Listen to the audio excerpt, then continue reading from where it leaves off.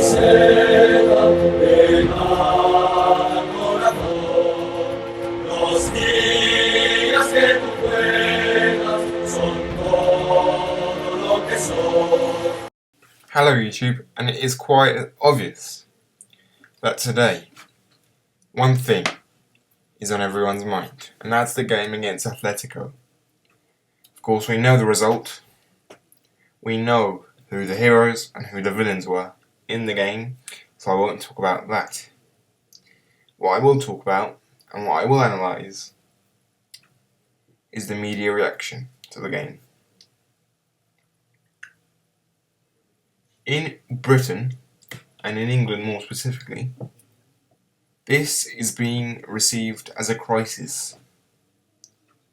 This is being received as some sort of curse at the Calderon for Real Madrid.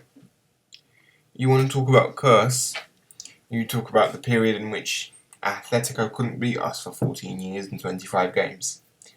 You want to talk about a crisis, you talk about your own teams, like Chelsea.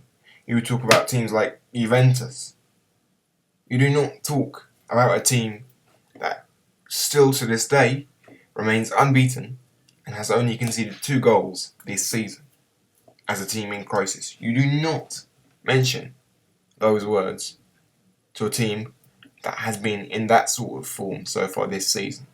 In Spain, the story takes a bit more of a tactical viewpoint, because Rafa is being criticised for his tactics. Taking off Benzema, he's entitled to do that. If he wants to shore up the midfield and see out the game and win 1-0, and if he sees that as the best opportunity for us to win the game and get 3 points, then fair play to him.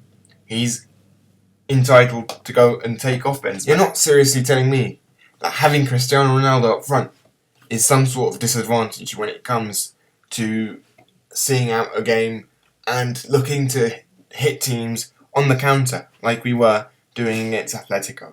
Other tactical decisions that Benitez is being criticised for, the fact that we didn't go after a second goal. Now that is understandable, because had we gone for that second goal, we wouldn't be talking about this. But also, had Griezmann scored the penalty and had Keylor not saved it, we would have lost that game. So it's fine margins. It really is fine margins.